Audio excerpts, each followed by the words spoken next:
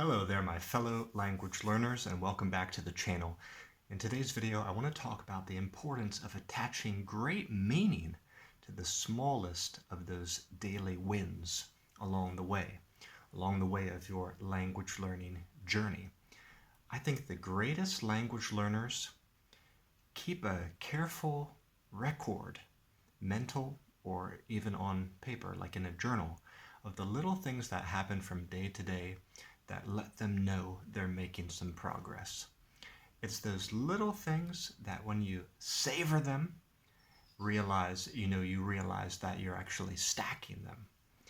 Whereas other people, by contrast, they will always be thinking, why am I not fluent yet? Oh, I'm so not good at this. And they complain and they lament their current level and thereby always stay stuck at that level.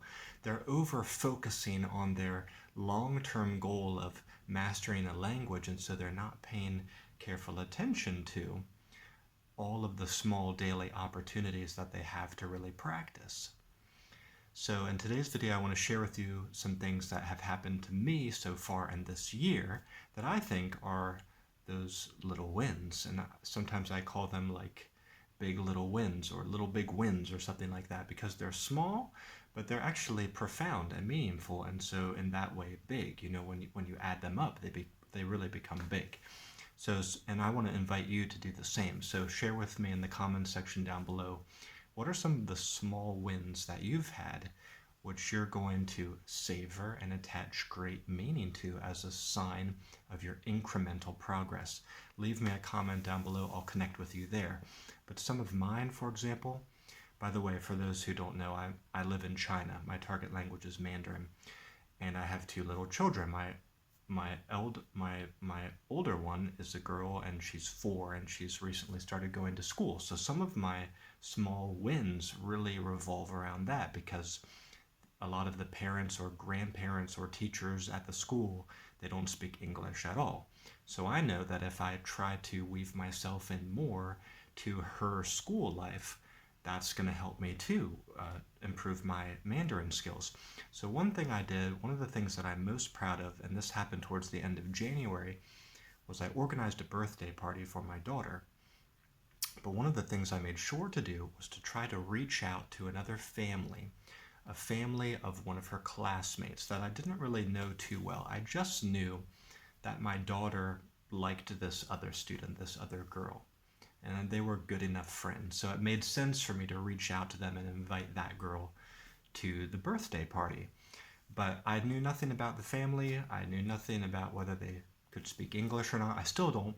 The point is, for me, the small win was I used Mandarin to invite them and tell them everything they would need to know about the party. So where we lived, what time it would be, how to get to where we were,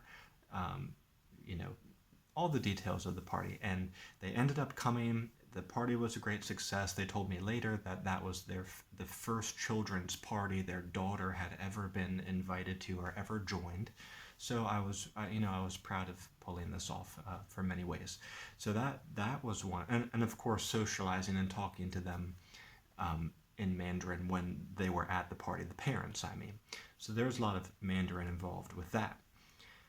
Some other things, I struck up some conversations with strangers, which I might not have tended to do these days unless I had set that New Year's resolution. You guys know I explained to you in January in some of the videos that I made that I really wanted to put humans back at the center of my language learning practice and be sure to strike up more conversations rather than stay glued to my phone so much. So I was kind of on the lookout for those opportunities more, and through doing that I realized how little I've done that in recent years, how gradually I have stopped doing that. Whereas, when I came to China in 2011, 2012, 2013, 2014, that's when I sort of came to China and cut my teeth on China. I was much more involved with striking up these impromptu conversations whenever I would go out. That's what started to set the foundation of my Mandarin. But as I got more addicted to my smartphone, among other reasons, I started to do that less. So there was a couple conversations I had which I really enjoyed. One was with a grandfather at my daughter's school who let me know his grandson was going to be applying, and he was eventually accepted to a college in the States. So that was a fun connection that we were able to make. Another was with a groundskeeper near where I live, and he said, if I understood him correctly, that he had a relative who moved abroad to Panama, and her son was learning like Spanish, English, and Mandarin, or something like that. So he was encouraging me to let my children study multiple languages. And I think both of these gentlemen, they probably had a feeling that they wanted to chat with me because they could see by my appearance that I'm a foreigner.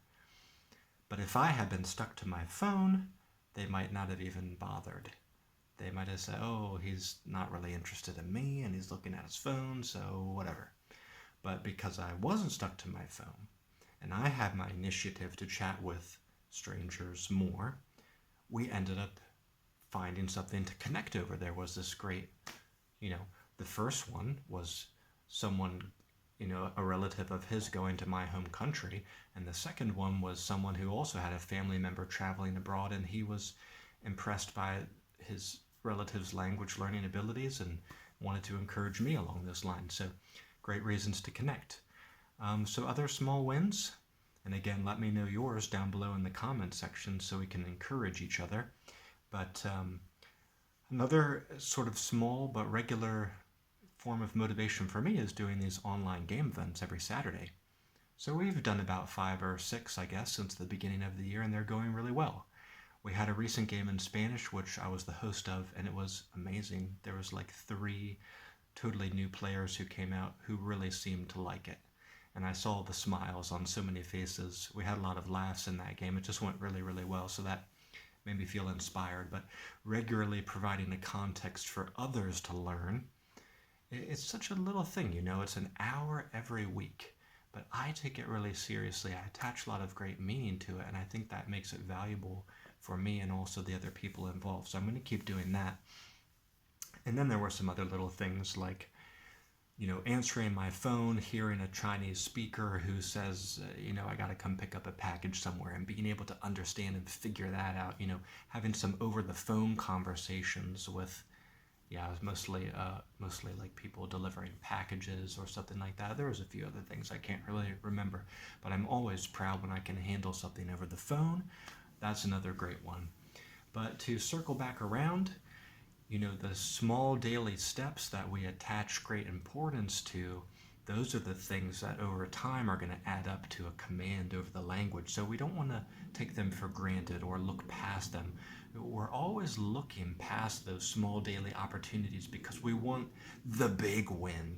We want there to be this one amazing day where we wake up and we're speaking the language fluently. That's not going to happen. It's not going to be like that. That's sort of a mental trick that keeps us trapped. We want to believe that that's going to happen one day, and that we imagine, because we're hoping for and imagining this big amazing win one day, it makes us sort of discredit or devalue today, which is the only real day we have. And when we do that, then we start to think language learning is so hard for us and we're doing such a poor job.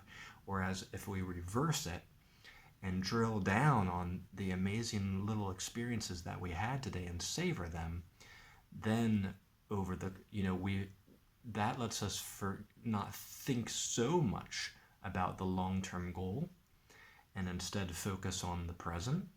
And then over time, we realize that long-term goal, if that makes sense. So it's kind of about what we prioritize. We want to have a long-term goal in mind, yes, but then we need to come back and focus on the present moment. That's it for today's video. Hope this helps. Wishing you well on your language learning journey. Bye-bye for now.